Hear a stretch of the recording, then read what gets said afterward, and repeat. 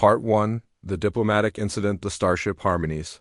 Voice moved through the darkness of space like a silver needle threading through black fabric. Inside the bridge, Captain Dae-Sung Kim watched the growing shape of Diplomatic Station Zenith 7 on the main screen.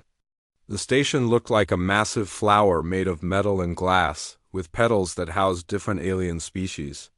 Each petal glowed with its own color, creating a rainbow in the void. "We're 3 hours from docking," said the navigation officer. Her voice was steady, but Dae-Sung could hear the tension underneath. Everyone on board knew how important this mission was. Ambassador Ji-woo Park stood beside the captain's chair, arms crossed, studying the station.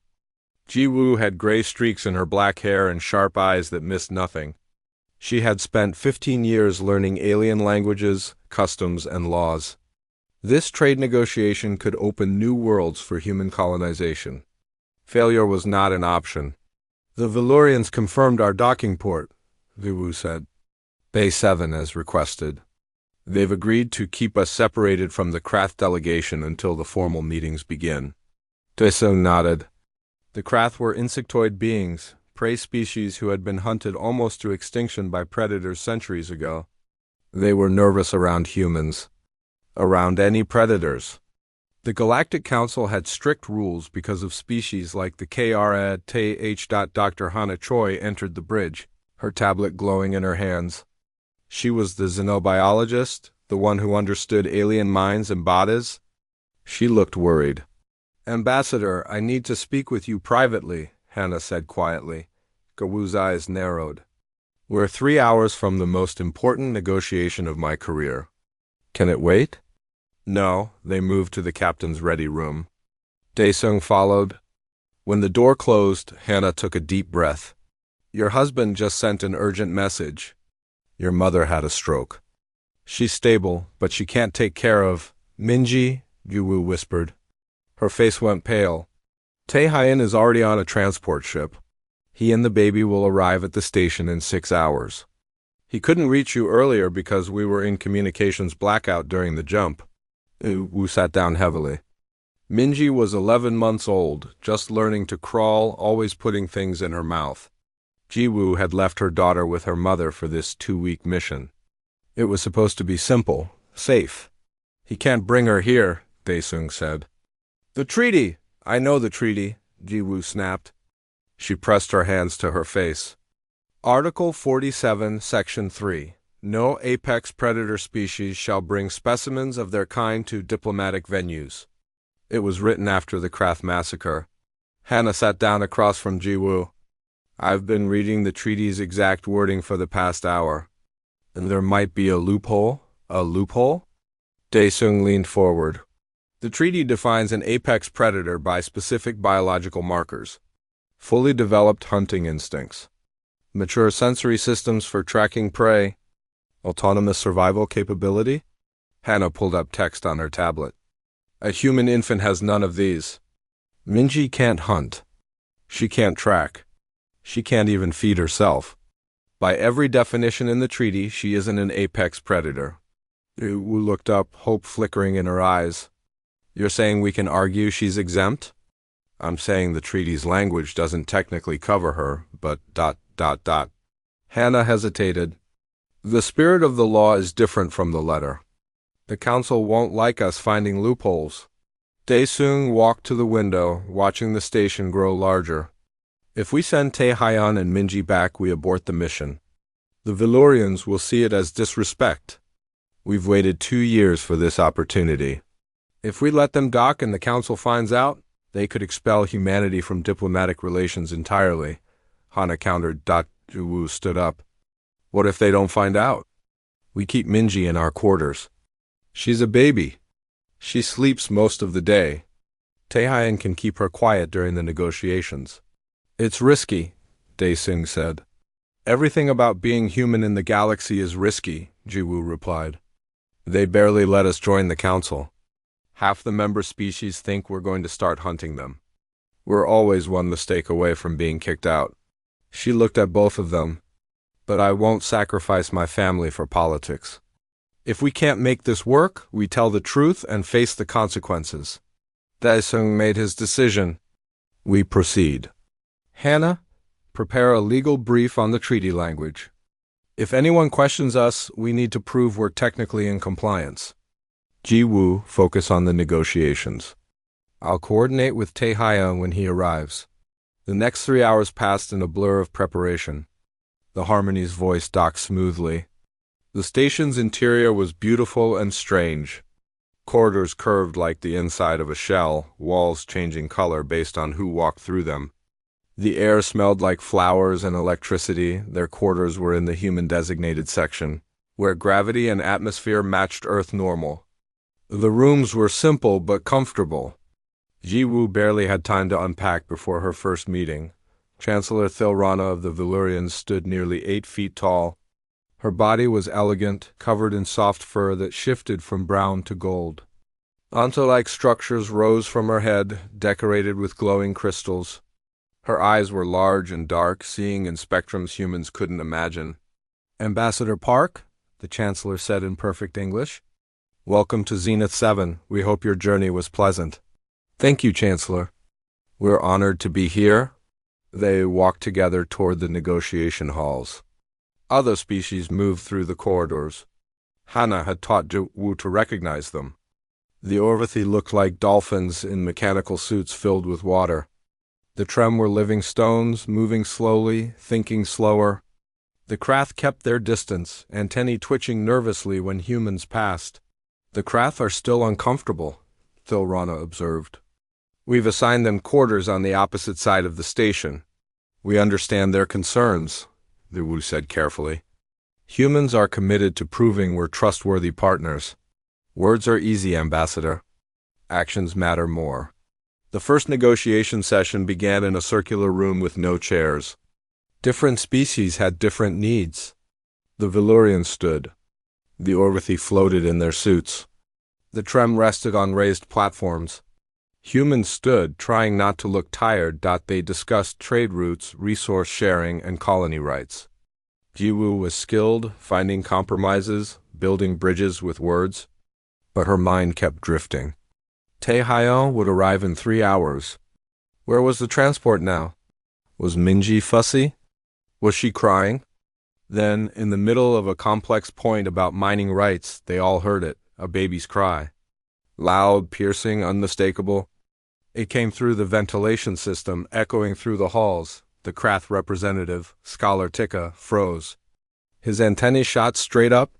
"What is that sound?" "I don't know," Ji-woo lied, her heart pounding. Another cry. Louder this time. Minji was upset, probably scared in a new place. "It sounds like a distress call," Tikka said. His voice had a clicking quality when he was nervous. A young creature calling for help. Chancellor Thilrana's ears swiveled toward the sound. "It's coming from the human quarters section." She looked at Ji-woo. "Ambassador?" Ji-woo felt the weight of 100 decisions crushing down on her. She could lie. She could claim ignorance. But lies had a way of making everything worse. "My daughter," she said quietly. "She's 11 months old. There was a family emergency. Her father brought her here." The room erupted. The Krath delegation stood, their bodies tensed for flight. Tikka's voice rose above the others. "You brought a predator specimen to this station? You violated the treaty." "We violated nothing," Hannah spoke up, stepping forward. "The treaty specifically defines, I don't care about definitions." Tikka's antennae vibrated with anger and fear. "You brought your young to hunt us." "She's a baby." Ji-woo's voice cracked. "She can't even walk yet." Chancellor Thilrana raised her hand. Silence fell immediately. "This session is suspended. Ambassador Park, you will confine yourself to your quarters. A tribunal will be convened within the hour to address this violation." As security escorted Ji-woo from the room, she heard Minji crying in the distance. And she wondered if humanity's place among the stars had just ended because of a baby's tears. Part 2. First contact of the tiny Kinte Hyan held Minji against his chest, bouncing gently as he walked around the small quarters. The baby's face was red and wet with tears. She had been crying for 20 minutes straight, and nothing he did seemed to help. Not the bottle. Not her favorite toy. Not even the songs he sang in a desperate whisper. "Please, sweetheart," he murmured. "Please stop crying." But Minji was 11 months old and didn't understand galactic politics. Her gums hurt from new teeth pushing through. The room smelled wrong. The air felt different. She wanted her grandmother. She wanted her mother. She expressed all this the only way she knew how, by screaming. A sharp knock came at the door. Taehyun's stomach dropped. He had been a combat medic before becoming a stay-at-home father. He recognized the sound of authority when he heard it. The door opened without his permission. 3 Valyrians entered, wearing uniforms marked with security symbols. The leader was smaller than Chancellor Thilrana, but still towered over Taehyun. His fur was darker, almost black, and his antlers were shorter. "I am Officer Kelvin," the alien said. "We detected unauthorized life signs in this quarters. Identify yourself and the source of the distress calls." Taehyun shifted Minji to his shoulder. She buried her face in his neck, her cries becoming whimpers. "On Taehyun Park, this is my daughter, Minji." Kelvin's large eyes fixed on the baby. His body went very still. "You brought a human specimen to this station. I brought my daughter to be with her mother during a family crisis. The treaty forbids?" "I know what the treaty says." Taehyun's voice was calm but firm. Years of dealing with military officers had taught him not to show fear. "My daughter is not an apex predator. She's a baby." Kelvin pulled out a scanning device. He pointed it at Minji. The device hummed and glowed. Numbers and symbols appeared on its screen. "The scan confirms human biology. Binocular vision. Forward-facing eyes. Omnivorous digestive system. All characteristics of a predator species. She also can't walk, can't feed herself, and cries when she's scared," Taehyun replied. "What kind of predator is that?" Minji hiccuped against his shoulder. She was exhausted from crying. Her little fingers grabbed at his shirt. Kelvin stared at the tiny hand, at the small fingers that couldn't even grip properly yet. "You will remain here," Kelvin finally said. "Do not leave these quarters. The council is convening an emergency tribunal." When they left, Taehyun sat down heavily on the bed. Minji had finally stopped crying. She looked up at him with big, tired eyes. He kissed her forehead. "We might have just ended humanity's place in the galaxy," he whispered to her. "Your first trip to space and you started an intergalactic incident." Minji yawned. Within minutes she was asleep. The tribunal convened in a smaller chamber than the main negotiation hall. It was designed for trials in serious matters. The walls were bare metal, and the lighting was harsh. No colors, no comfort. Ju stood in the center of the room. Around her, in a semicircle, sat representatives from 7 species. Chancellor Thilrana was in the middle. Scholar Tikka of the Krath was on her right, his body tense and hostile. "Ambassador Park," Thilrana began, "you stand accused of violating Article 47, Section 3 of the Galactic Treaty. How do you answer?" "Not guilty, Chancellor." Giwu's voice was steady. "The treaty prohibits apex predator species from bringing specimens to diplomatic venues. My daughter is not an apex predator." "She is human," Tikka clicked angrily. "Humans are apex predators. This is not debatable." Dr. Hannah Choi stepped forward. She had asked permission to speak as an expert witness. "Scholar Tikka is partially correct. Adult humans are apex predators, but the treaty defines apex predators by specific biological criteria." "May I present evidence?" Thilrana nodded. "Proceed." Hannah activated a holographic display. Images of human biology appeared in the air. The treaty lists 3 requirements for classification as an apex predator. First, fully developed hunting instincts. Second, mature sensory systems for tracking prey. Third, autonomous survival capability. She pulled up images of Minji from the security scans. "This infant has none of these characteristics." "Explain," Thilrana said. "Minji Park is 11 months old. Her brain is still developing. The neural pathways associated with hunting don't form until adolescence in humans." Her sensory systems are immature. She can't track movement well. She startles at sudden sounds. And she has zero autonomous survival capability. If left alone, she would die within days. Tika made a sharp clicking sound. The instincts are there. They're simply dormant. You're asking us to wait until the predator grows sharp teeth before we acknowledge the danger. Human infants are born with almost nothing, Hannah continued. Unlike most species, we have an extremely long development period. This baby can't walk yet. She can't talk. She can't even control her own body temperature properly. By every measure in the treaty, she doesn't qualify as an apex predator. This is semantics, another council member said.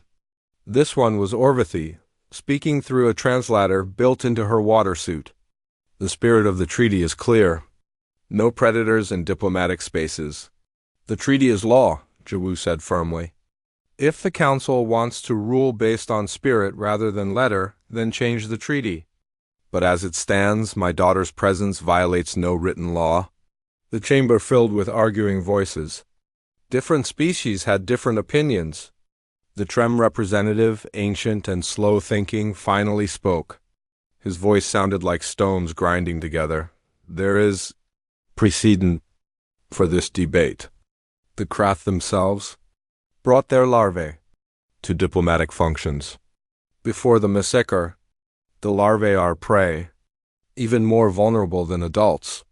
We permitted this, because larvae cannot survive alone. That was different. Tika protested. Our larvae don't grow into predators, but they grow into adults who make decisions, the Trem continued slowly. You wished your young to learn diplomacy? Perhaps humans wish the same. Chancellor Thilrana raised her hand for silence. The arguments are noted. However, words alone will not resolve this. She turned to Ju Wu. I propose a solution. I will personally observe this infant for 1 station cycle. 8 hours. If at the end of that time I believe she poses no threat and truly does not qualify as an apex predator under the treaty, I will rule in your favor. And if you rule against us? Ju Wu asked. Then humanity will face sanctions, possibly expulsion from the council. Wu wanted to refuse. She wanted to grab her family and leave this place. But Captain Dae Sung's words echoed in her mind. This mission was too important. Earth needed these trade routes. Colonies needed resources. I accept your terms, Chancellor. Very well. I will begin my observation immediately. When they arrived at the human quarters, Taehyun had just finished changing Minji's diaper. The baby was awake again, sitting on a blanket on the floor. She had found a plastic cup and was banging it against the ground. Delighted by the noise it made, Chancellor Thilrana entered, followed by 2 guards. She moved slowly, carefully, like someone approaching a dangerous animal. Her eyes locked onto Minji. The baby looked up. She saw the tall alien with the strange antlers and glowing crystals. Her eyes went wide. For a moment, no one breathed, then Minji smiled. It was a huge, gummy smile that showed her few teeth. She dropped the cup and clapped her hands together. Thilrana stepped back. And that expression. Is it aggressive? No, Taehyun said quickly. She's happy. That's a smile. It means she likes what she sees. The teeth, she's teething. Getting new teeth. It hurts, which is why she was crying earlier. Thilrana moved closer, very slowly. She knelt down, bringing her face closer to the baby's level. Minji stared at the glowing crystals on the Chancellor's antlers.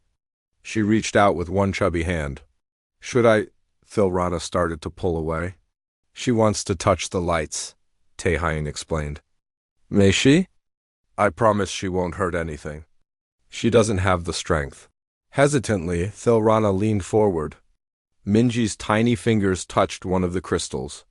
It glowed brighter at the contact. The baby's face lit up with wonder.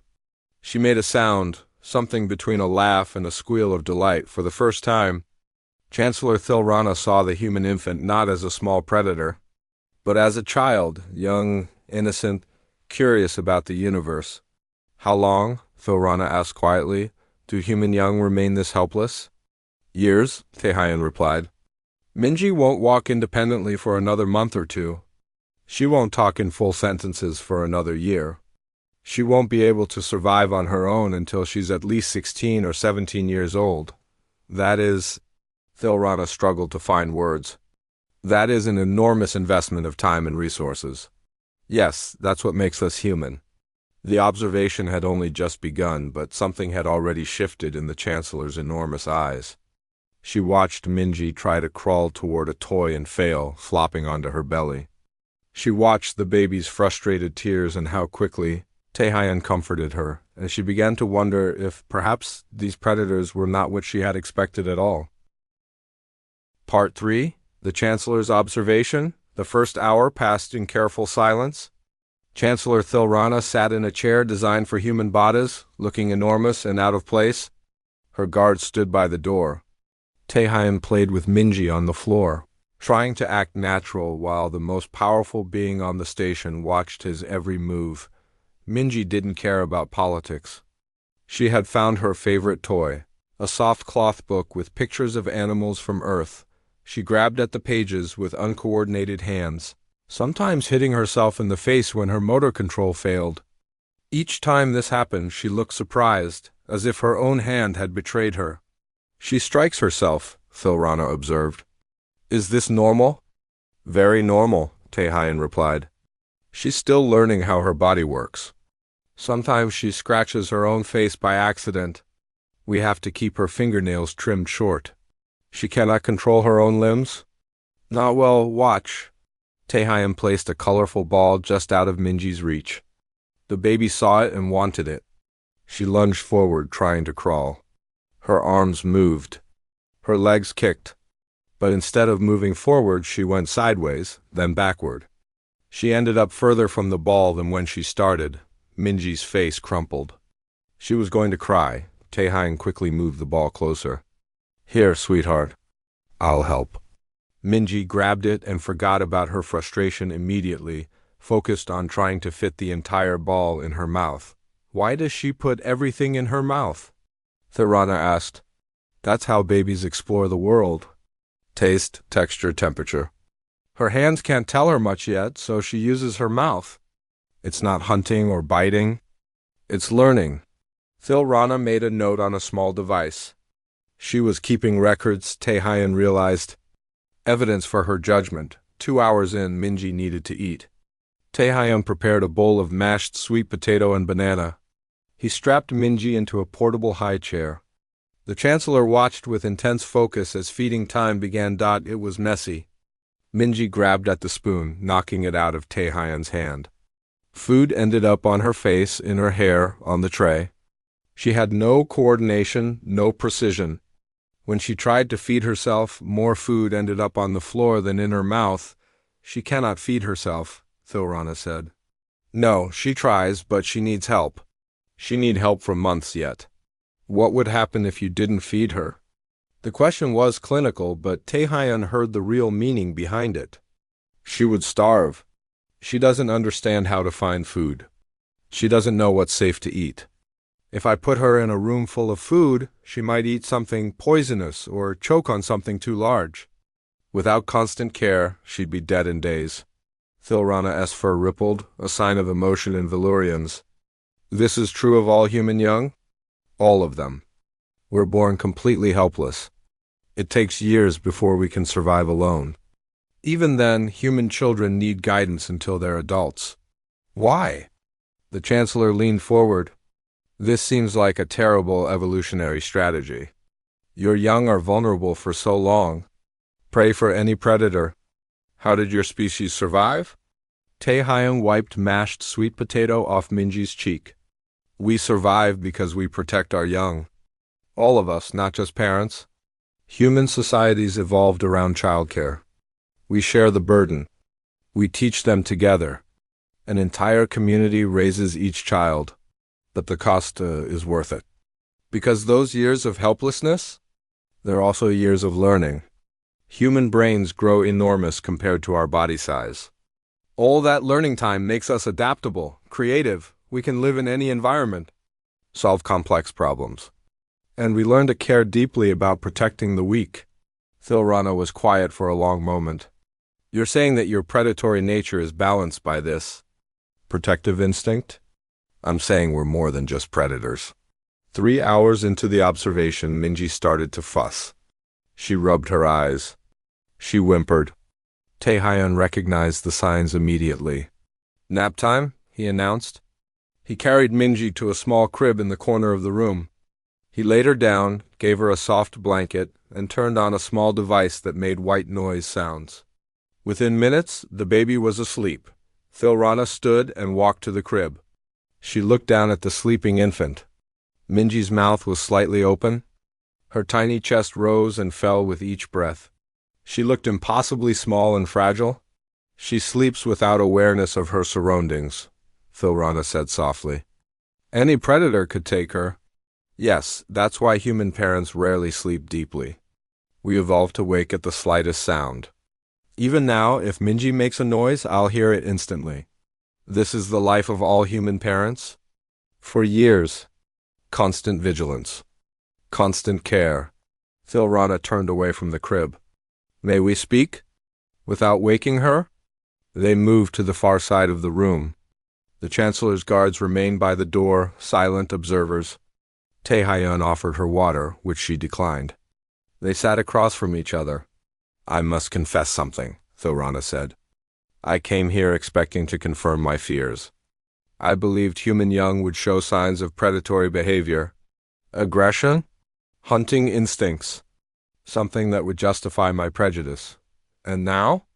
Now I see a helpless creature who cannot survive alone. I see a parent who devotes every moment to keeping her alive. I see. She paused. I see something we Valyrians understand. We also have an extended childhood. Our young need years of care. We built our entire society around protecting the vulnerable. Then you understand why I brought her here. When my mother-in-law had a stroke, I had no choice. I couldn't leave Minji with strangers. And Jiwoo couldn't abandon this mission. So I brought our daughter to the safest place I could. With us, even knowing you might violate the treaty? The treaty was written to prevent violence, to keep predator species from threatening prey species. But Minji isn't a threat. She's just a baby who needs her parents. Thilrana's crystals glowed brighter, indicating deep thought. Scholar Tikka would say that the infant will grow into a predator, that allowing her here normalizes human presence, makes us comfortable with your species until we lower our guard. Scholar Tikka is afraid, Taehyun said gently, and he has good reason to be. I read about the Krath massacre. It was horrible. But humans aren't that species. We've never attacked another council member. We followed every rule, accepted every restriction. Because you want something from us. Trade routes. Colony rights. What happens when you get what you want? When you're powerful enough that you don't need our approval? It was a fair question. Taehyun thought carefully before answering. I was a combat medic in the border conflicts. I saw the worst of what humans can do. We fight. We kill. We're capable of terrible violence. He looked over at sleeping Minji. But we're also capable of love, of sacrifice, of choosing to be better than our instincts. That baby exists because my wife and I chose to create new life, knowing it would mean years of exhaustion and worry and constant care. We did it anyway, because humans don't just survive. We build families, communities, we make tomorrow better than today. Before Thilrana could respond, the door chimed. One of her guards opened it. Scholar Tikka entered, moving with quick, nervous steps. His antennae twitched constantly. Chancellor, I invoke my right to observe, he clicked.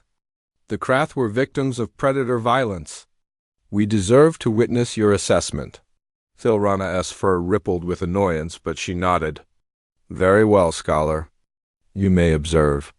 Tikka's multifaceted eyes fixed on the crib where Minji slept. His body tensed. The creature is here, in this room. The infant is sleeping, Thilrana corrected. Sit, Scholar, watch, learn what I've learned. But Tikka didn't sit.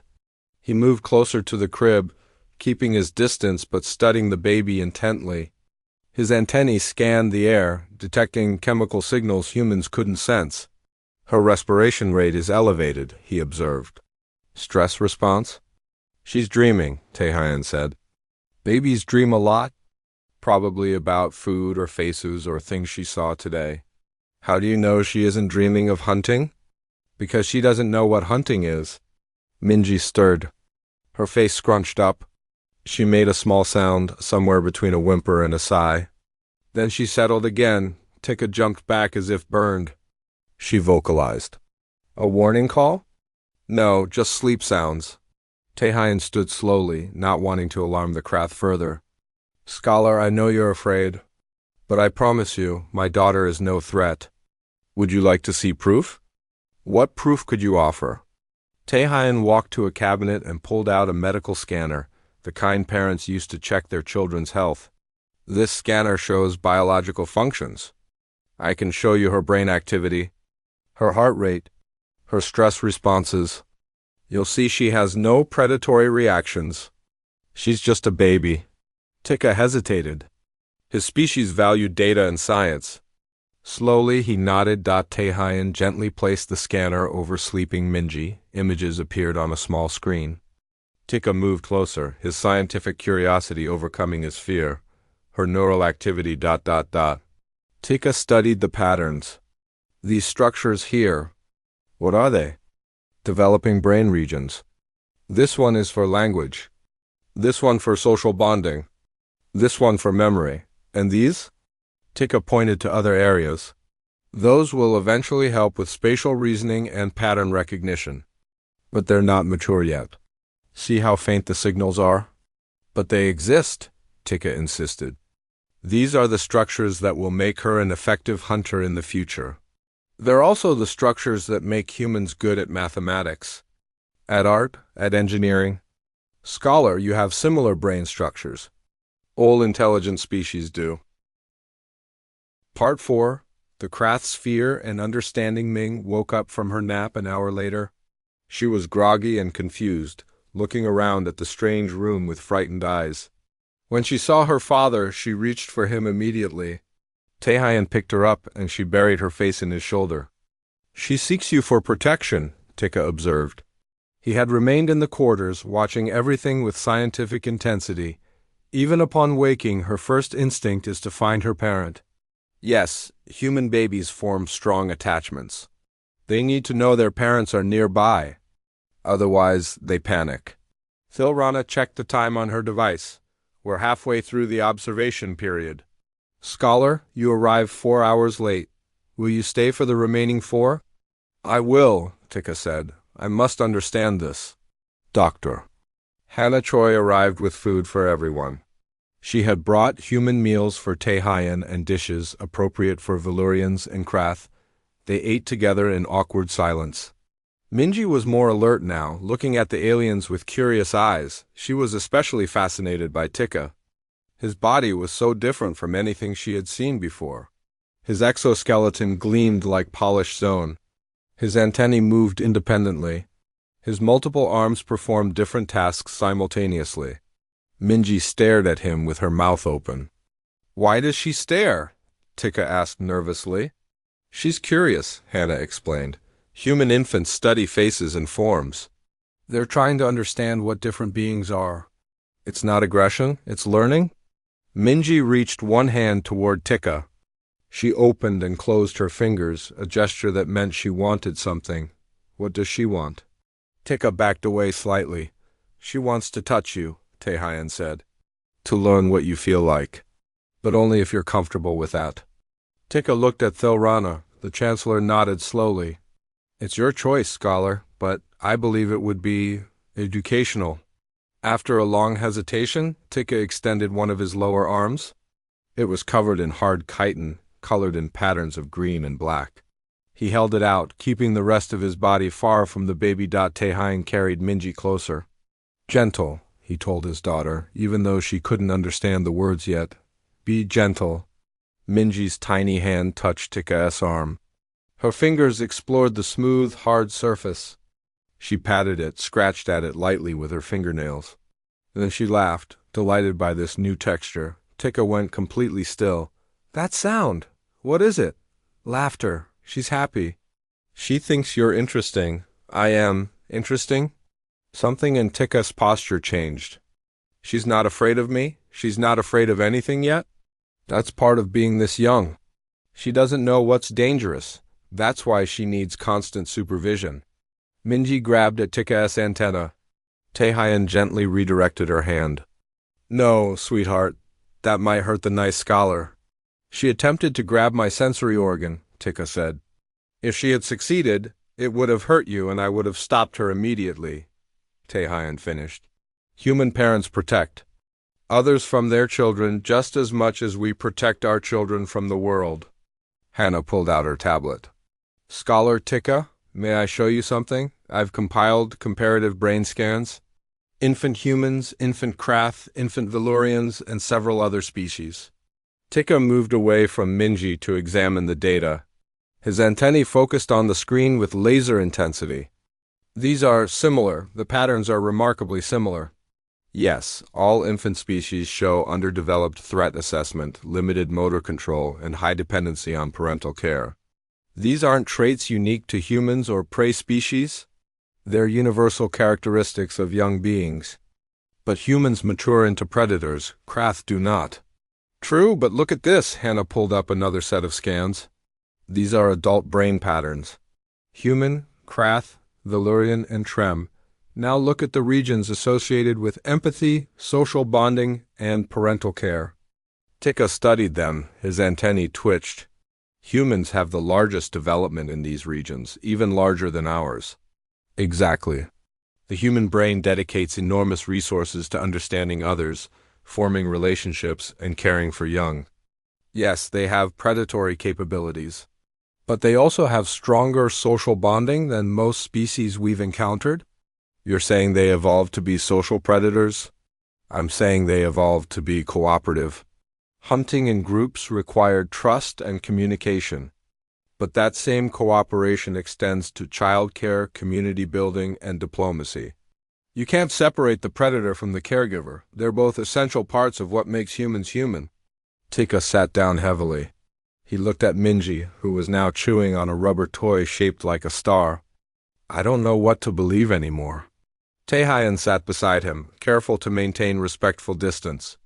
Can I ask you about your larvae, the ones you lost? The question hung in the air. For a moment, Taehyun thought he had made a terrible mistake.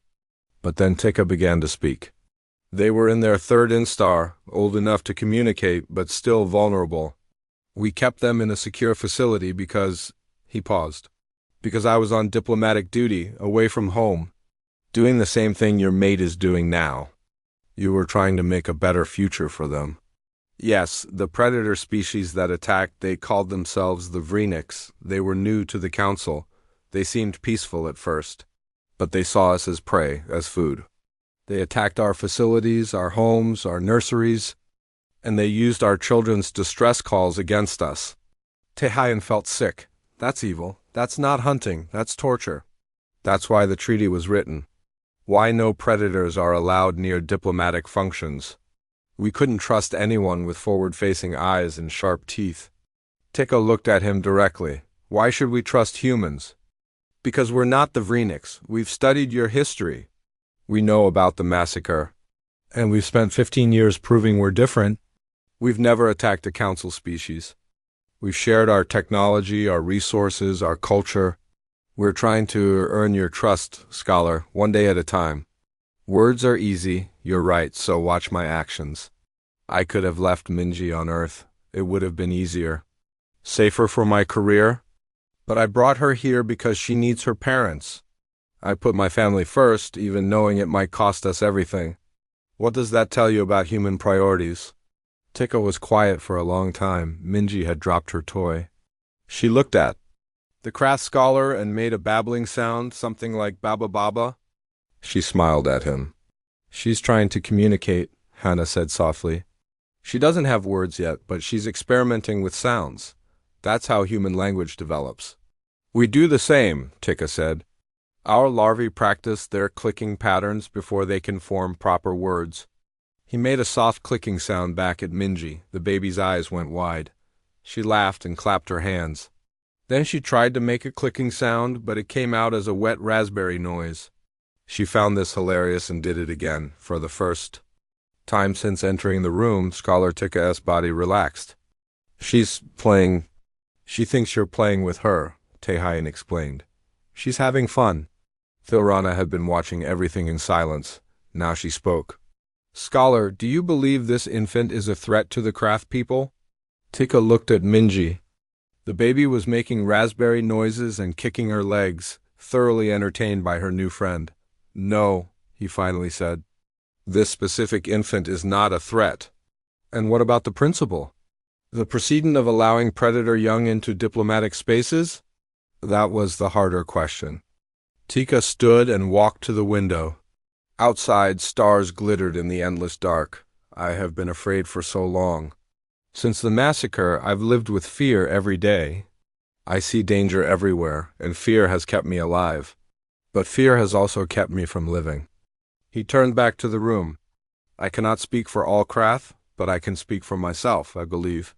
He struggled with the words. I believe that we cannot let our trauma define us forever. The Vreniks were monsters. But these humans are not the Vreniks.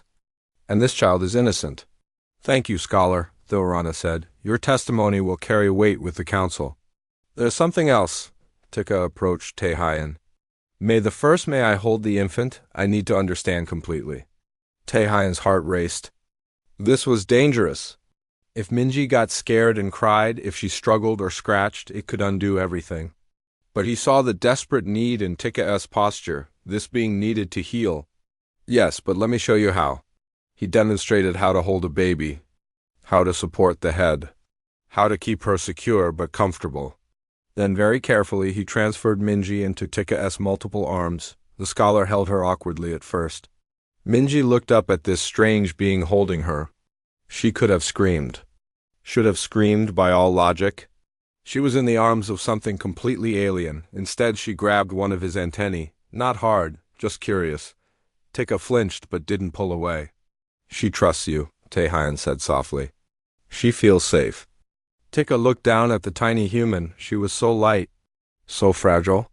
He could feel her heart beating fast, feel her warmth through her clothes.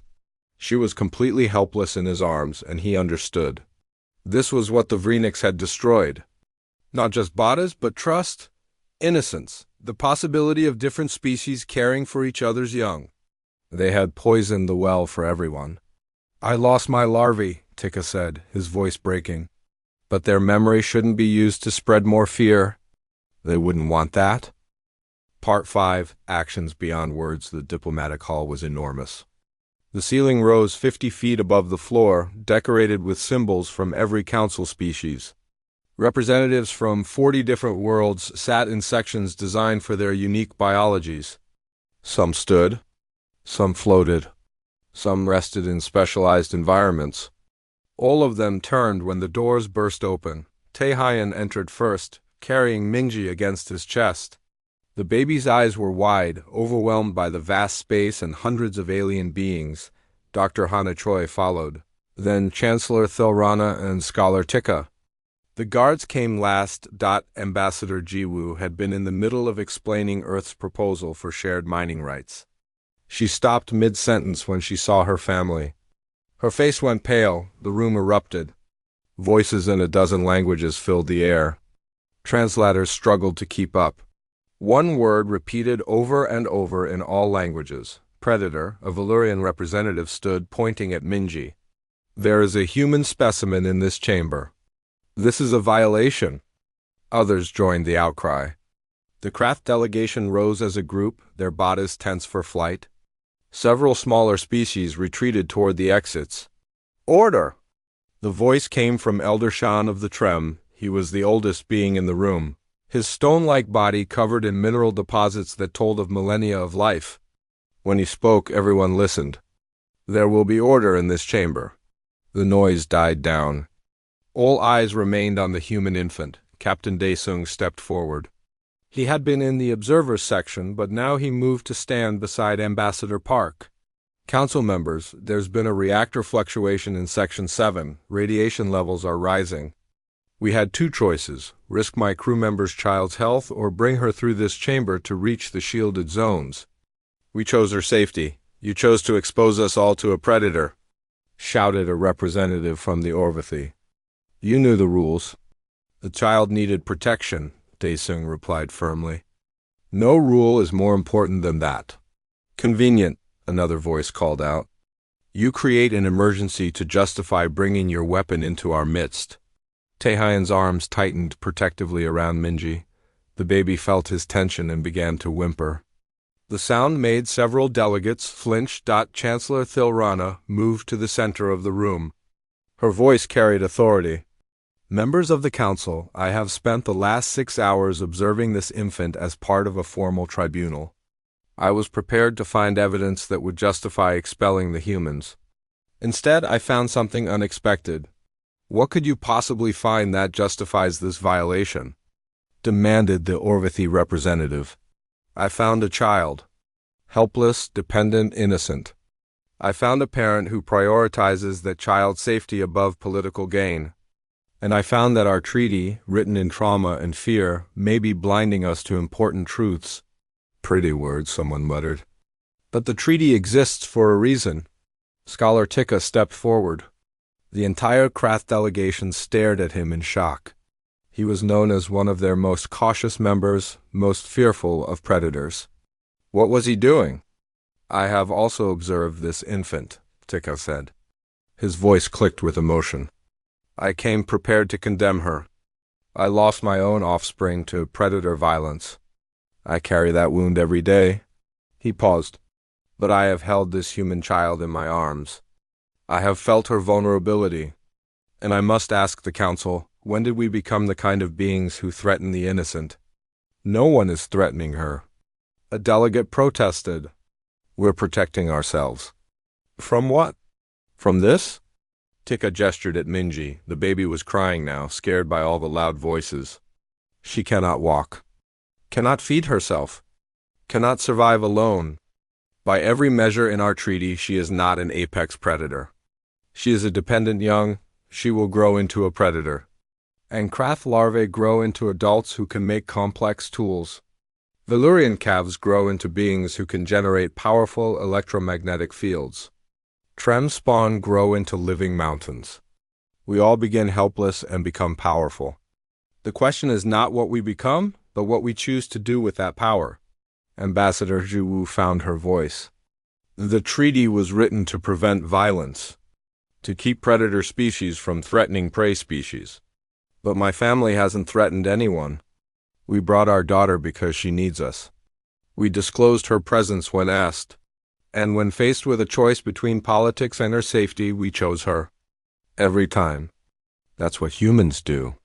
We protect our young, no matter the cost. How convenient, the Orvathy representative said coldly, that your protective instincts align with breaking our most sacred rules. There was no choice.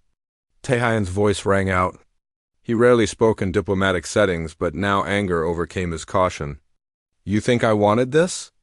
You think I wanted to put my daughter in danger, to make her the center of a galactic incident? My mother-in-law had a stroke.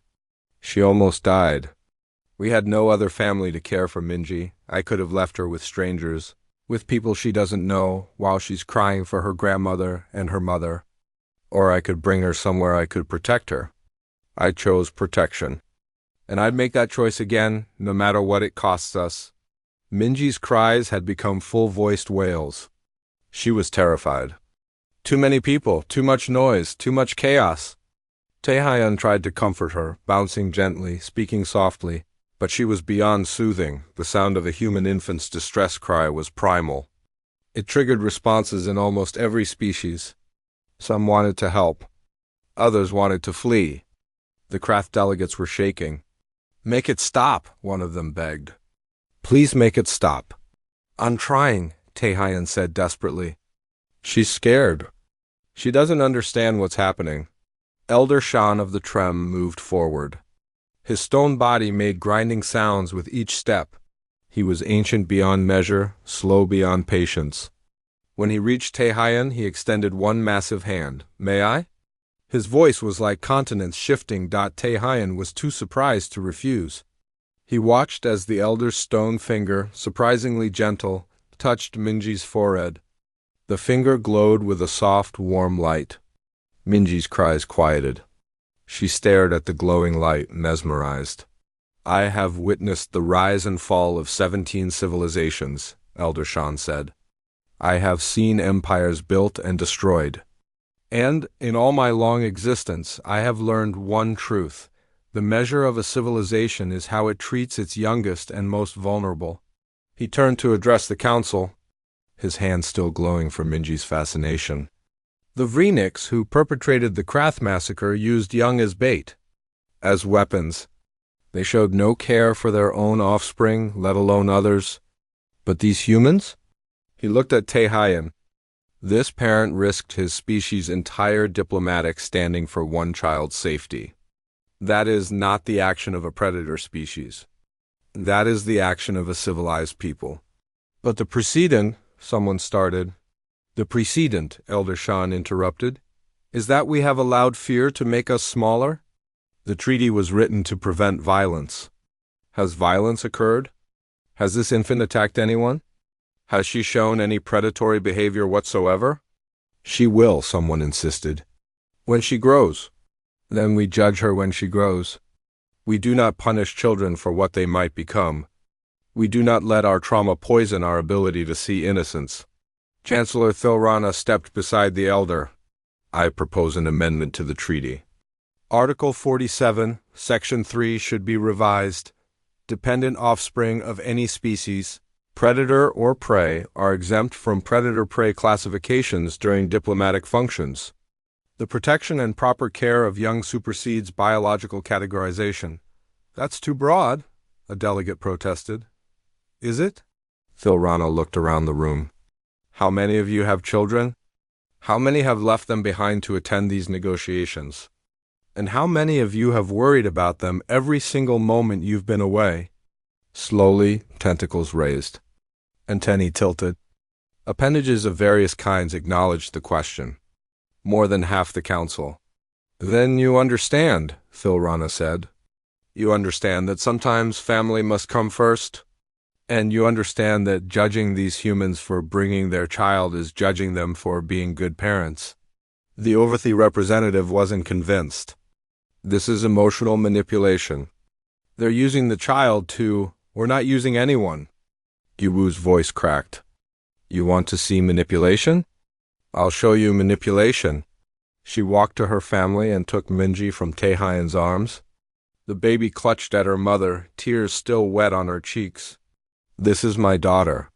Her name is Minji. She's 11 months old. She likes music and colorful toys. She's learning to clap. She takes 3 naps a day. Her favorite food is mashed banana. She has 4 teeth. Egu's voice was fierce. She is not a weapon. She is not a tool. She is my child. And if acknowledging that, if refusing to leave her with strangers during a family crisis, if choosing her safety over politics means humanity loses its place in the council, then we lose it. Because I will not sacrifice my daughter for anyone. The chamber was silent.